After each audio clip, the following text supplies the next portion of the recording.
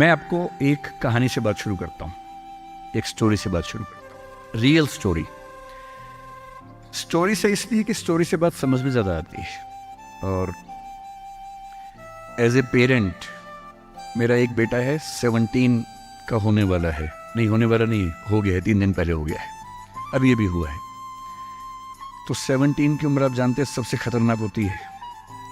आप लोग भी लगभग उसके आसपास होंगे, अब ये भी उससे निकले होंगे। Most difficult age is this 16, 18, 19। इस उम्र में आपके हार्मोन्स इतना ज़्यादा जंप करते हैं कि मूड स्विंग्स बहुत ज़्यादा होते हैं। आपको अपने दोस्तों से बात करके इतना सुकून मिलता है। पेरेंट्स दुश्मन नज़र आते हैं इस उम्र में। पेरेंट्स कोई अच्छी बात भी कहें तो लगता है कि ये क्यों मनहूस लोग हमारे घर में रहते हैं, क्यों ऐसी खराब खराब बात बोलते हैं। They don't understand, they are outdated people, ऐसा मन में भाव आता है। सबको आता है। आपको आ रहा है तो पहली बार नहीं आ रहा है, आज से 30 साल के बाद आपके बच्चों को भी आएगा आपके बारे में, एकदम उतनी ही इंटेंसिटी से आएगा जितना आपको आता है। जितना आपको लगता है कि आपके पेरेंट्स बिल्कुल नहीं समझते, आपके बच्चे आपके बारे में यही सोचेंगे 30 साल बाद। ये एकदम इटर्नल ट्रुथ है जिसको आप रोक नहीं पाएंगे। So this is a normal thing. आप लोगों की एज में जो सबसे बड़ी चिंता मुझे होती है, जैसे मैं अपने बेटे से बात करता हूँ, तो मैं तो एक बहुत ही खराब पेरेंट हूँ। खराब पेरेंट का मतलब मैं कभी कहता ही नहीं कि पढ़ो, कभी कहता ही नहीं कि टॉप करो, मैं कभी नहीं कहता। मैं सिर्फ ये कहता हूँ कि बेटा हर साल एक क्लास पास करते रहो, काफी है। बस इतनी साउंड प्रिपरेशन मत करना कि मैं 8वीं क्लास 2 बार में करूंगा, ऐसा मत करना, एक ही बार में कर लो। और मैं कभी परसेंटेज पूछूंगा नहीं आपसे, मैं पूछता भी नहीं, हालांकि वो बता देता है, लेकिन मुझे उसमें इंटरेस्ट है नहीं। Whatever percentage he gets. And we also have a daughter, I mean I am not the biological father, she is a relative's daughter, so she lives with us. हम दोनों बच्चों से बोलते हैं कि हम कभी नहीं पूछेंगे परसेंटेज क्या है, ना हम पूछते हैं, ना हमारा इंटरेस्ट है। हमारा इंटरेस्ट केवल इस बात में है कि वो बेहतर ह्यूमन बींग्स बन जाए, क्योंकि मैंने ज़िंदगी को बहुत अच्छे से देखा है। और मैं एक बहुत ही ख़राब स्टूडेंट रहा हूँ स्कूल में, बहुत बदमाश, शरारती, कम पढ़ने वाला। पर दिमाग इतना था कि 10 दिन 20 दिन पढ़ के अच्छे नंबर आ ही जाते थे। तो मेरा दिमाग कहता था कि जो काम 10 दिन का है उसके लिए साल क्यों खराब करूं। जब 10 दिन में हो ही जाता है तो 10 दिन खराब करेंगे उसको। और दूसरी बात, ओवर द ईयर्स मैंने ये सीखी है कि जो मैंने स्कूल में पढ़ा था उसमें से बहुत कम जिंदगी में काम आता है। मैंने ट्रिगोनोमेट्री पढ़ी, मेरी जिंदगी में कभी काम नहीं आई। मैं कभी थीटा वीटा लगा ही नहीं पाता कहीं पर भी, आज तक यूज नहीं किया मैंने। थीटा कहाँ थी यूज करूं, काम ही नहीं आया। मैंने दुनिया भर के नक्शे रटे थे स्कूल में, कहीं काम नहीं आए। जब किसी देश में घूमने जाता हूँ, वहाँ का नक्शा देख लेता हूँ और बचपन वाला याद भी नहीं आता, फिर से देखना पड़ता है। सीधी सी बात है।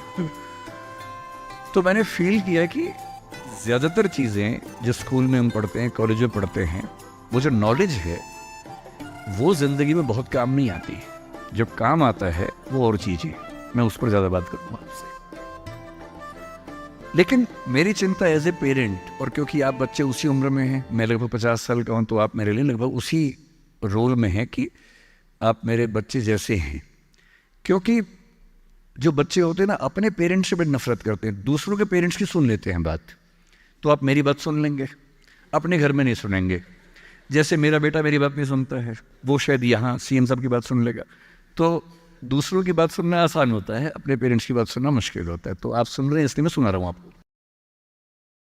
तो जो कहानी मैं आपको सुनाना चाह रहा हूँ एक रियल कहानी है, और मेरी सबसे बड़ी चिंता अपने बच्चों को लेकर, आपको लेकर वही रहती है। मैं जब भी कोई कहानी सुनाता हूँ, नाम, जगह, वो सब बदल देता हूँ ताकि किसी की प्राइवेसी पर हमला ना हो। सबकी राइट टू प्राइवेसी है ना। एक बच्चा था जिसको मैं जानता हूँ, बचपन से जानता हूँ, बहुत ही जबरदस्त आर्टिस्टिक बच्चा, म्यूजिक का उस्ताद। उसके घर में लगभग सब लोग म्यूजिक के उस्ताद थे। इंस्ट्रूमेंटल म्यूजिक, वोकल म्यूजिक, हर चीज में अच्छा, पढ़ने में भी ठीक, बढ़िया।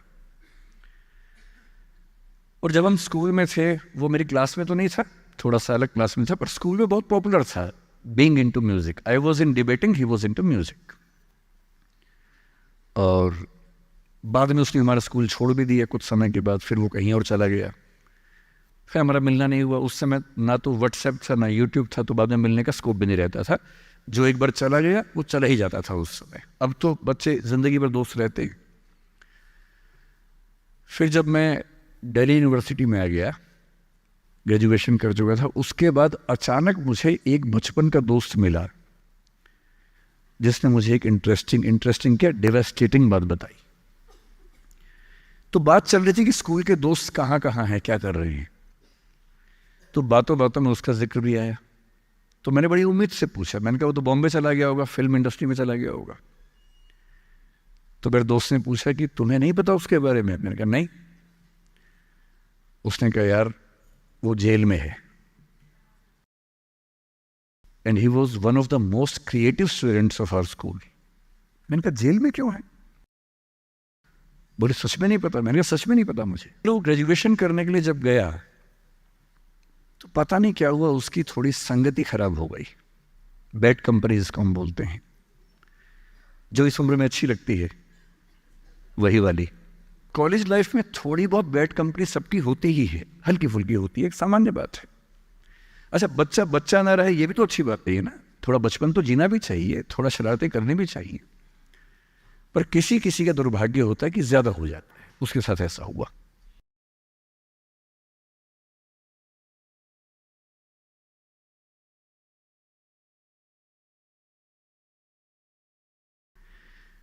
मतलब 1000 लोग जाएंगे तो उनमें से एक आध वापस आएगा, वो भी इतने मुश्किलों से जो ऑलमोस्ट इम्पॉसिबल है।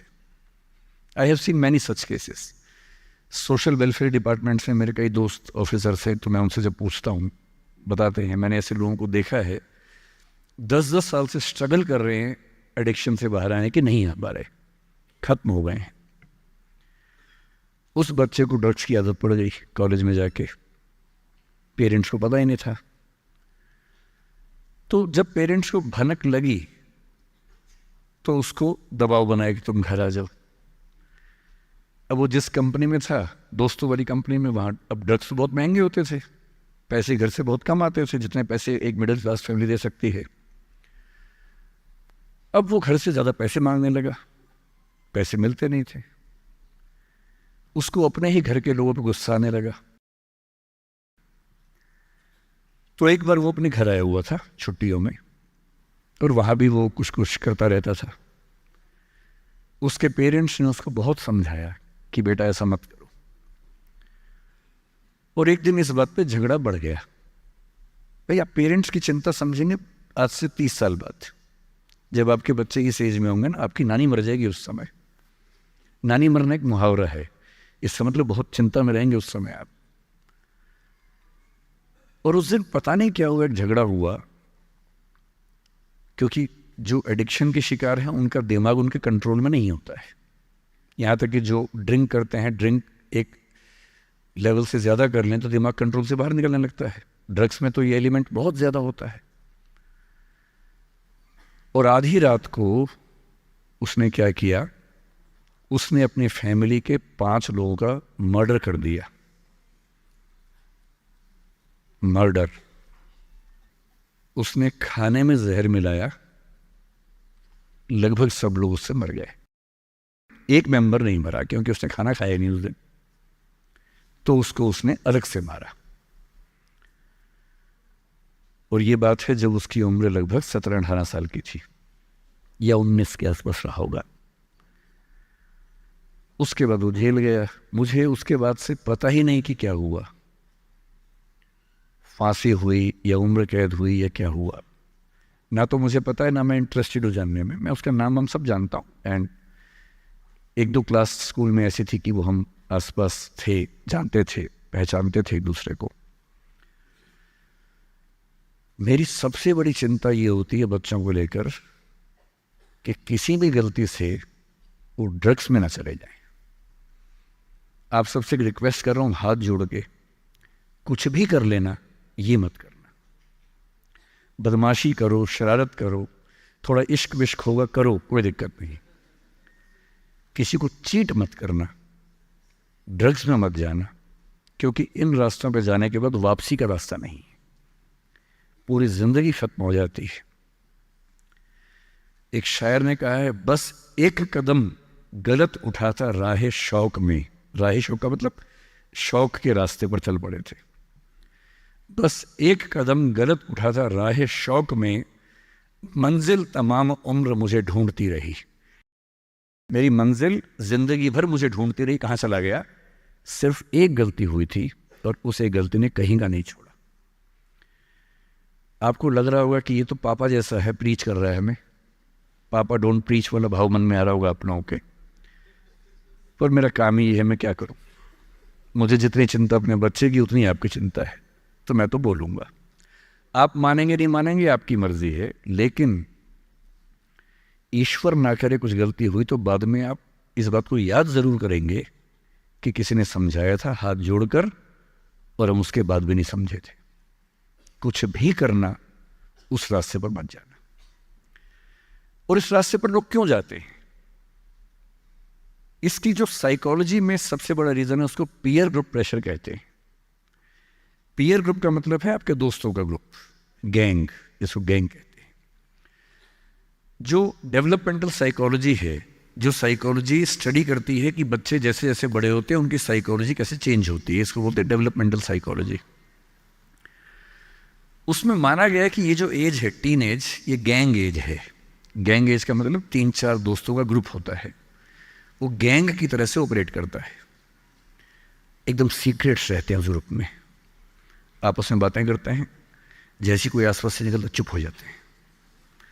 उनको लगता है कि उनके पास कुछ सीक्रेट इन्फॉर्मेशन दुनिया की ऐसी है जो मोसाद और रॉ और इन्हीं सब के पास होती है, किसी के पास नहीं होती। जबकि वो जो बात कर रहे होते हैं, उनके पेरेंट्स वो बात 30 साल पहले कर चुके हैं।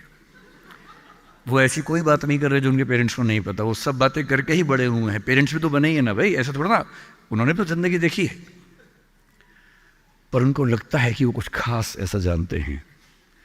एक दूसरे पर ऐसा भरोसा, पेरेंट्स पर ऐसा अविश्वास, ऐसा उनको खारिज करने की टेंडेंसी, नॉर्मल बात है, कोई खास बात नहीं है, इस उम्र में सामान्य बात है। पर डेवलपमेंटल साइकोलॉजी जब हम पढ़ते हैं तो उसमें कहते हैं कि जो बच्चा होता है 1-2 साल तक का, उस पर सबसे ज़्यादा असर उसकी माँ का होता है, क्योंकि माँ उसके लिए पूरा संसार है। उस बच्चे की 2 ही ज़रूरतें हैं कि जब वो गीला हो तो वो पहुँच दे, जब भूख लगे कुछ खाना खिला दे। शुरू के 6 महीने इन दोनों ज़रूरतों को जनरली उसकी माँ ही पूरा करती है। तो उसको धीरे धीरे लगता है कि जो माँ है ना, यही मेरा सब कुछ है, और माँ की हर बात को फॉलो करता है वो। 6 महीने के बाद थोड़ा सा बाहर का खाना, घर के बाकी मेंबर्स का असर पड़ने लगता है। 2 साल के बाद जब बच्चा पहली बार स्कूल जाता है, 2 या 3 साल के बाद, तो आप देखेंगे प्राइमरी स्कूल में टीचर्स आमतौर पे महिलाएं होती हैं, विमेन होती हैं, मेल्स नहीं होते हैं। उसके 2 रीज़न है। एक तो मेल्स में इतनी पेशेंस होती नहीं आमतौर पे। अपना ही बच्चा हो तो 2 मिनट के लिए चिकोटी काटना, प्यार करना ठीक है, 2 मिनट के बाद नहीं झेल पाते वो। और बच्चा अगर रोने लगे, उनके चश्मा उतार के मारे, थप्पड़ मार दे, मूंछ खींच ले, इरिटेट हो जाते हैं। 5 मिनट के बाद तो बच्चा पिटता ही पिटता है अपने बाप के हाथों। इसलिए बच्चे भी बाप के पास कम जाना पसंद करते हैं, जाते हैं 1-2 मिनट के लिए, फिर भागाते हैं वहाँ से। इनको पता है कि ये जो ब्रेक इवन होने वाला टाइम आ गया है, अब इस टाइम पर निकल जाना चाहिए। मदर्स में बायोलॉजिकली भी और कल्चरली, सोशली भी ये वैल्यू ज़्यादा डेवलप हो जाती है कि वो झेल लेती हैं उस बच्चे की परेशानियों को। बच्चे बहुत परेशान करते हैं। अगर आप मुझसे पूछें इस दुनिया में सबसे मुश्किल काम क्या है, सबसे मुश्किल है बच्चे को पालना। इससे मुश्किल कोई काम नहीं है। छठी का दूध याद दिला देते हैं बच्चे। बच्चे को पालने से मुश्किल दुनिया का कोई काम नहीं है, और वो काम जनरली हमारे घरों में मदर्स करती है, जिनका इतिहास में नाम नहीं लिखा जाता, जबकि सबसे महत्वपूर्ण काम घर के अंदर वो कर रही हैं। इस बात की बहुत वैल्यू है। कई जगह पेरेंट्स मतलब फादर्स भी कर रहे हैं कुछ हद तक, लेकिन जनरली दुनिया में ज़्यादा ये काम अभी तक महिलाओं के हाथ में ज़्यादा है। जब बच्चा स्कूल जाता है तो स्कूल जाने के बाद आप देखेंगे जो लेडी टीचर होती है, जिसको बच्चा प्यार से मैम कहता है, मैम, ऐसे बच्चे के लिए मैम दूसरा भगवान होता है मम्मी के बाद। कुछ समय के बाद भगवान नंबर 1 मैम हो जाती है, भगवान नंबर 2 मम्मी हो जाती है। और अगर मैम ने कुछ कहा है और मम्मी कह रही गलत है, तो बच्चा घूर के देखता है कि तुम बताओगी मुझे, वो भगवान है वो तो मेरी। तो बच्चे को मैम पे भगवान जैसा भरोसा होता है। फिर जब वो बड़ा होने लगता है 10, 11, 12, 13 साल का,